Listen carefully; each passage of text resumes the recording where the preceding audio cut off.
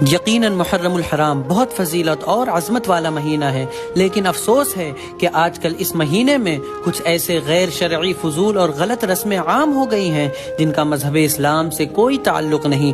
محرم الحرام اسلامی سال کا پہلا مہینہ ہے۔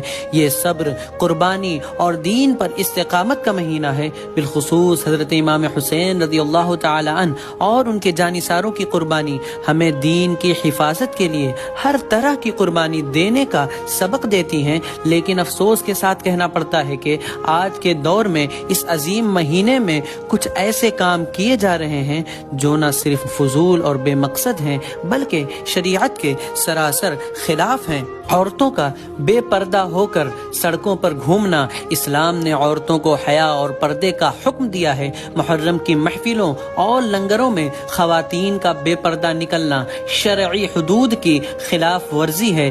دین نے ایسی آزادی کو پسند نہیں کیا جو غیر مردوں کے ساتھ میل جول، نظریں ملانے اور بے پردگی پر مشتمل ہو۔ آج کل کے حالات کو دیکھا جا رہا ہے کہ عورتیں اس قدر سج دھج کر سڑکوں پر کھلے عام نکلتی ہیں، جہالت اتنی اونچائی پر پہنچ چکی ہے، مسلمانوں میں شرم ختم ہو چکی ہے۔ آج یہ دیکھا جا رہا ہے کہ جہاں کہیں بھی لنگر چل رہا ہوتا ہے، جہاں کہیں بھی امام حسین رضی اللہ تعالی عنہ کے نام پر شربت وغیرہ پلایا جا رہا ہوتا ہے، وہاں مرد اور عورتوں کا میل ملاپ ہوتا ہے جس کی شریعت قطعاً اجازت نہیں دیتی۔ اللہ تعالی قرآن شریف میں ارشاد فرماتا ہے وَقَرْنَ فِي بُيُوتِكُنَّ وَلَا تَبَرَّجْنَ تَبَرُّجَ الْجَاهِلِيَّةِ ترجمہ، اور اپنے گھروں میں قرار سے رہو اور دور جاہلیت کی طرح بے پردہ نہ رہو۔ حدیث شریف میں آیا ہے کہ رسول اللہ صلی اللہ علیہ وسلم نے فرمایا جو شخص ہمارے طریقے یعنی سنت کے خلاف عمل کرے وہ ہم میں سے نہیں۔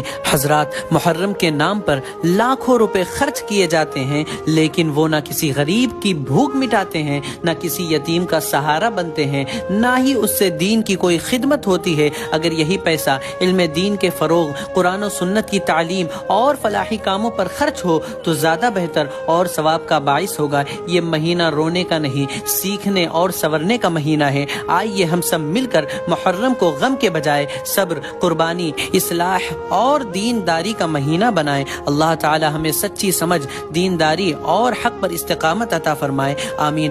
کربلا ہمیں صبر، قربانی، تقوی اور حق کے راہ پر چلنے کا سبق دیتا ہے، شور شرابے کا نہیں۔ نعرے لگا کر اچھل کود اور شور شرابہ کرنا، کیا یہی طریقہ ہے اہل بیت کے ذکر کا؟ شور شرابہ اور ناچ گانا یہ اسلام نہیں، جہالت ہے۔ بے پردگی اور عورتوں کا بے جا اجتماع، جو محفل بے پردگی سکھائے وہ محفل حسین نہیں، شیطان کا فتنہ ہے۔ ڈھول تاشے اور باجے بجانا، کیا آپ اپنے نوجوان بچے کے مرنے پر ڈھول بجاتے ہیں؟ کیا گھر پر کسی کی میت ہو اور عورتیں سج دھج کر باہر نکلتی ہیں؟ کیا آپ اپنے 6 ماہ کے بچے کے مرنے پر ڈھول بجاتے ہیں؟ نہیں، ہرگز نہیں۔ تو پھر امام حسین رضی اللہ تعالی عنہ کی شہادت پر ڈھول کیوں بجائے جاتے ہیں؟ عورتیں بے پردگی سے کیوں سج دھج کر نکلی جاتی ہیں؟ یہ تو غفلت کی انتہا ہو گئی ہے۔ مسلمانوں، اب نہیں سدھرو گے تو کب سدھرو گے؟ سڑکوں پر ہنگامہ، ٹریفک بند کرنا، حسین عدل و انصاف کے علم بردار تھے، ان کے نام پر عوام کو تکلیف دینا انصاف نہیں۔ نامحرم مرد اور عورت کا میل جول، کیا کربلا کی ماں اور بہنوں نے اپنی عزتیں بچا کر ہمیں بے حیائی سکھائی؟ ہرگز نہیں۔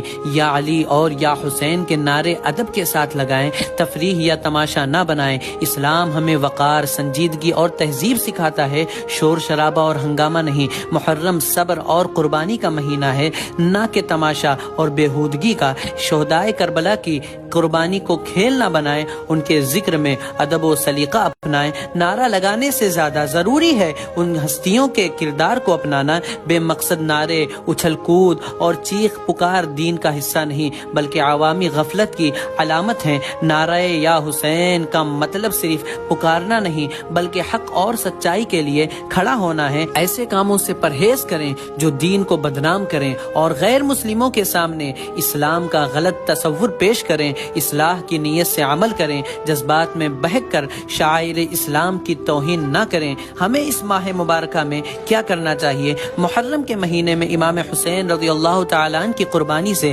سبق حاصل کریں، دین پر عمل کرنے کا ارادہ کریں، گناہوں سے توبہ کریں، عورتوں کو پردے کی اہمیت سمجھائیں، غیر شرعی رسم و رواج کو چھوڑ کر سنت و شریعت پر چلنے کی کوشش کریں، غریبوں، یتیموں اور محتاجوں کی مدد کریں، اپنے گھروں میں قرآن خوانی، ذکر الہی اور نیک اعمال کی محفلیں منعقد کریں۔ اللہ تبارک و تعالیٰ سے دعا ہے کہ مولا تعالیٰ مسلمانوں کو صحیح طریقے سے مسلمان بننے کی نیک توفیق عطا فرمائے اور شریعت مطہرہ پر چلنے کی نیک توفیق عطا فرمائے۔